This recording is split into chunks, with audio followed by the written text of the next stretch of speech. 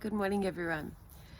I just wanted to share some words. I've just finished some yoga and just feeling really lovely, and my body, my nervous system, and my mind are all feeling really lovely. It's actually Mental Health Month, and so I just wanted to share some tools and tips of things that that I've almost take for granted now, that are helpful. If you're somebody that experiences, or has experienced anxiety, depression, just addictions and any kind of trauma symptoms, really. Just even, like hypervigilance, even just scanning a room, and it is trauma based, it's like sort of anxiety based, but it's sort of where you're scanning, waiting, on high alert, with people, so anyways, I just, you're sort of scanning, waiting for something to go wrong. It's a worry state, and it's a high alert state, hypervigilance. It comes from households where perhaps one or both parents weren't emotionally stable and weren't able to give you emotional, it's getting bitten by an ant, weren't able to give you emotional stability when you were young. So the nervous system is on high alert, and pardon me. The bonus of that and the plus of that is you sort of will end up with pretty much very excellent acute emotional intelligence skills. So which, can be very handy in life, though we need to know when to be able to turn them off. And harmonizing our nervous system, and even tapping, I was doing some tapping this morning. It's called EFT, so Emotional Freedom Technique. You can pretty much Google tapping or EFT for any topic you want. Anxiety, money, addictions, a breakup, a release, confidence, self-worth, whatever it is, forgiveness, compassion. So that's actually, because it's just like a tool and you're tapping, they can walk you through it as well. Otherwise you can just follow suit. But there's like little meridians. So it's the same as ancient Chinese, using the same meridian lines as acupuncture. So it's some of the same pressure points that they sort of, that they focus on. Some of the same points. So it was just 333.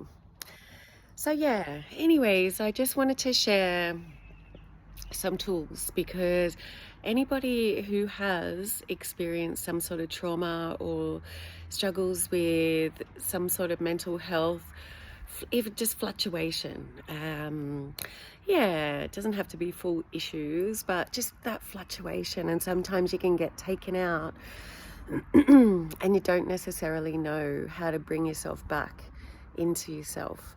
And what I can say to that is it's all about getting back into your body. When you're up here and you're circling around, then it's if you can think of it as your body being your subconscious, and then your head, your mind, is the five or so percent that they say is the conscious brain and the conscious mind. So it makes sense that you really do need to work with the body. Other things that I do, I might even just give myself a shoulder massage or neck massage, even just a head massage. And you can really feel the difference. You know, even, I mean, obviously it's coming towards the end of May, and I did want to share something earlier, and then I was thinking, oh, you know, to me it actually seems obvious now, but it didn't, you know, it wasn't always the case. So I just want to share this because we're all at different stages on our journey.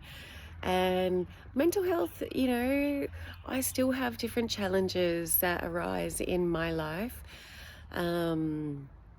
Yeah, and you deal with it as it comes. And so just having some tools and knowledge and understanding of the why and the how, you know, the how to harmonize back into your body and into your life. It's just a beautiful cockatoo flying over.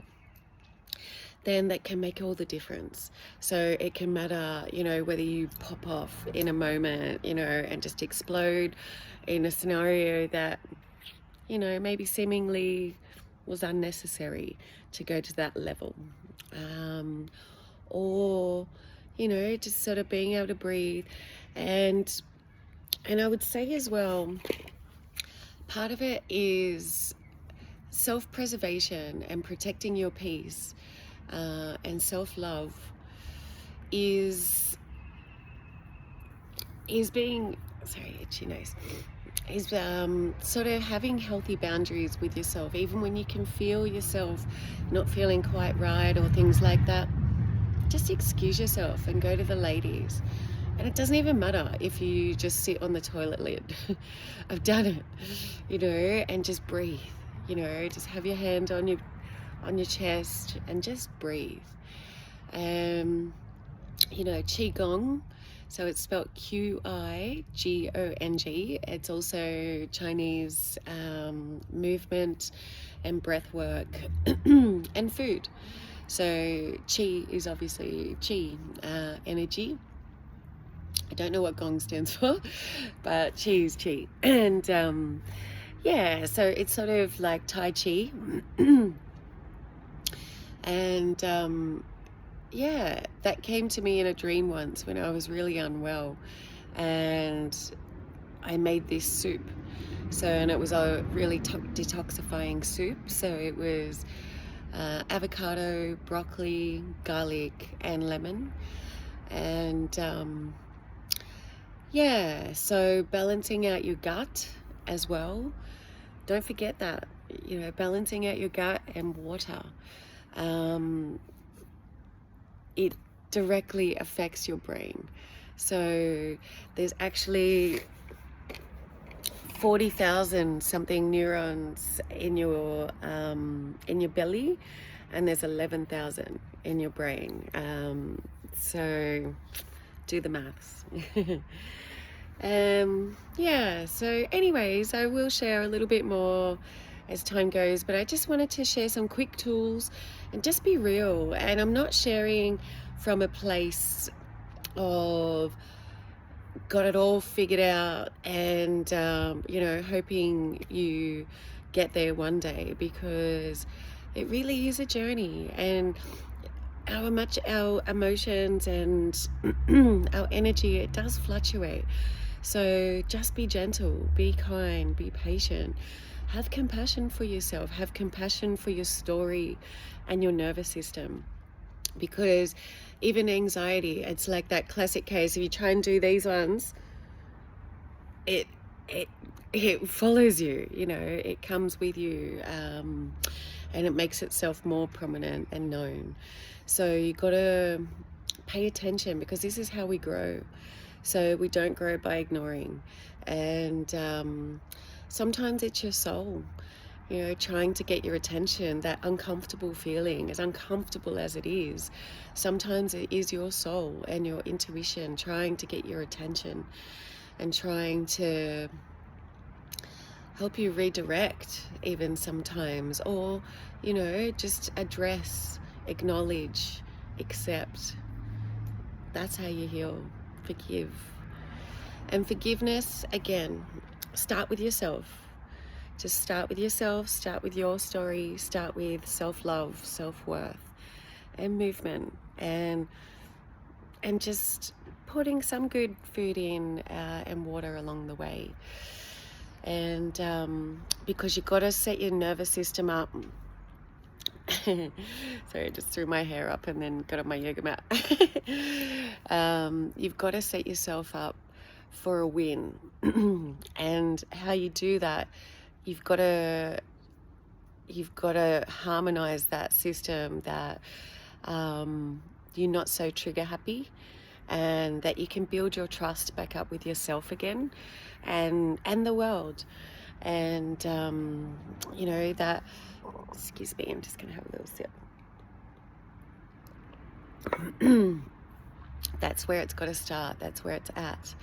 That you've got to start, just because, especially if, yeah, you didn't have that emotional stability and things like that when you were younger, you really can feel like a candle in the wind, not knowing who to turn to.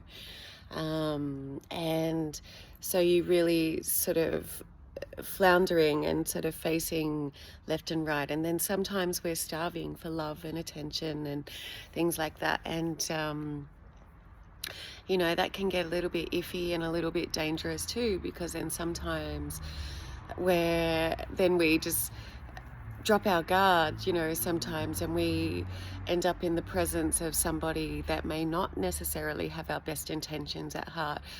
Though, like a lion can see a weak animal in a pack, you know, in a herd.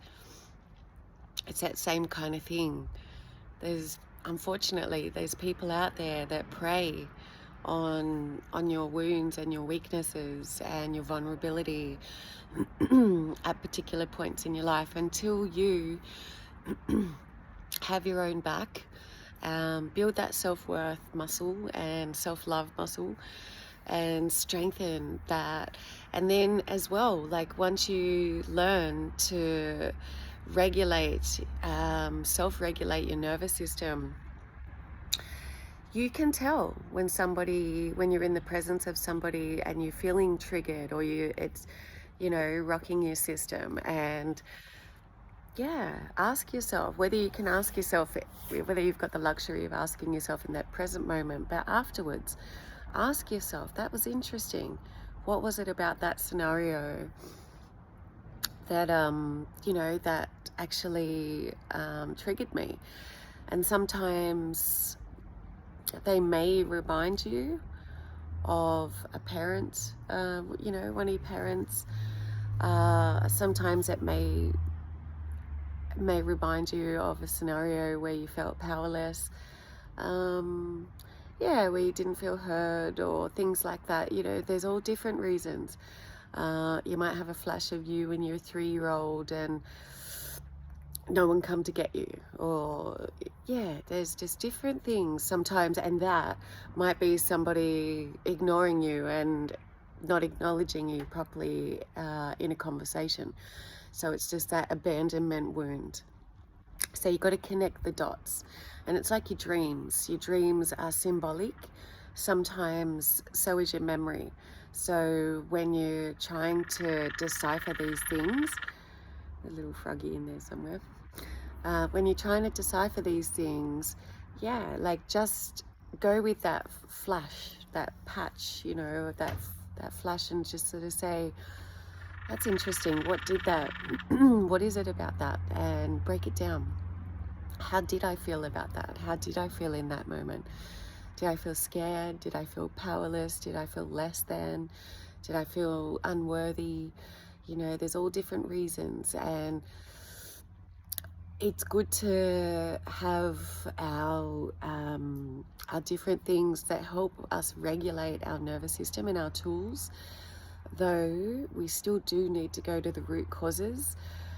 And trust me, I know this firsthand. You know, I'm 45 now, and I've been on my spiritual and conscious journey for a long time, though it's only really been in the last couple of years, 2 or 3 years, 3 years, sort of throughout COVID, and a little bit before, but the last 3 years that I've really started getting real with myself and my healing journey, and sitting with it, sitting with things. And you know, and the thing that I want to say about that too is sometimes, interestingly and refreshingly, it's not as bad as you think. You know, like when you see it from, because you're coming from your adult self, so it feels bigger in your mind from your little child self, that was your interpretation or impression, or the reality, though you may not have and wouldn't have, you know, any coping tools and mechanisms in place back then. You know, with it, there's not many coping tools. Manipulation is one of our only coping tools from a young age. And you think to how early a baby can manipulate and things like that to get what they want. We don't have money, we don't have our own house. We've got these people that give us food, you know, clean our clothes, yeah, that have given us a bed. You know, it's all those sort of little things that we don't have yet. So we're not safe without those so-called caregivers. And even if you didn't receive the quite right care, you have the opportunity now to do that for yourself. And you have the opportunity to flip the script and re-download how you want to feel now. And just as a good example of what I was saying, sometimes it's not that scary when you do look at it, and you can just look at it and sort of think, huh, that's interesting. I went to Luna Park when I was little, when I was about 6-year-old, and my mum and a friend of the family's and her children and my brother, we all sort of went on, actually, yeah, I think my brother was there. But so anyways, my mother, you know, a bunch of us, I don't know what happened to my brother. I don't think he got on the pirate ship. But anyways, my mum told me we were going on a boat ride, and we went on the pirate ship.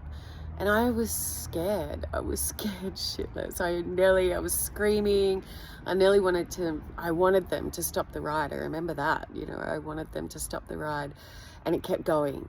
And it didn't go over. It wasn't like a one that went right around or anything like that. It was just a, yeah, medium, I don't know, one.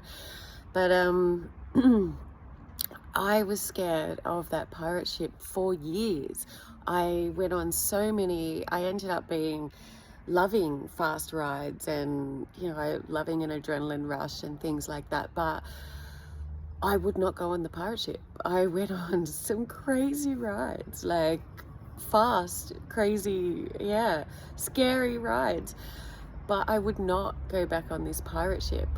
And then one day when I was at Australia's Wonderland, and I was with my friends, and I was in my early 20s. I was maybe about early mid 20s, so maybe about 24, 25. And I went on this pirate ship, and you know what? I was bored. I was bored.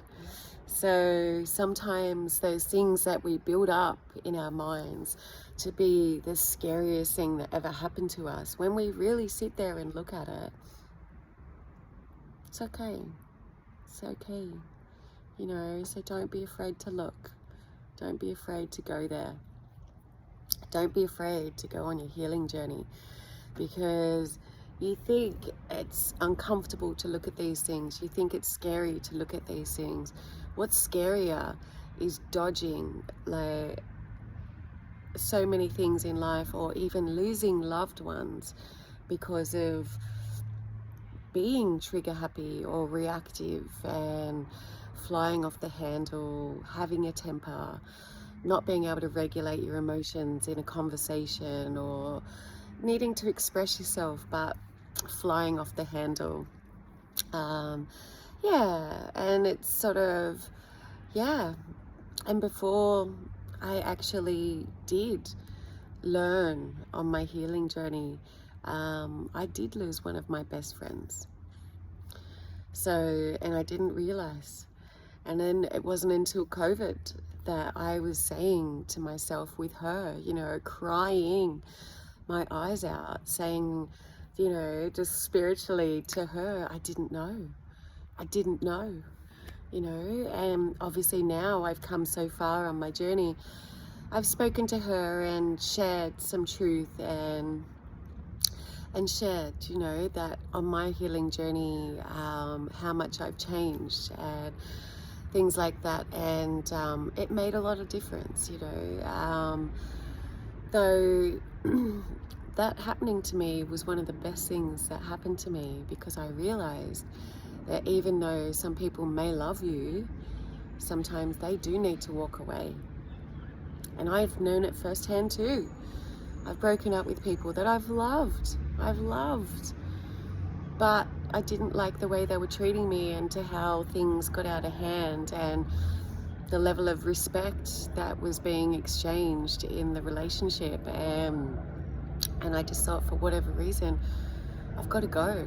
I can't stay here anymore. And so just know that too. Like, it's one thing to have your story. It's one thing. Everybody's got a story.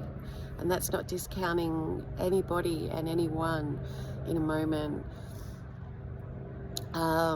We've all got our story, and our stories are to help us. We're supposed to get that uncomfortable, that we want to change. That's how it goes. And to resist the change, it actually is more uncomfortable than looking at these things and looking at our lives and our childhood with compassion, and our parents with compassion, and whomever else with compassion. And compassion, understanding, equal forgiveness. So I'm going to leave it at that for now, and definitely more to be shared. Have a beautiful day.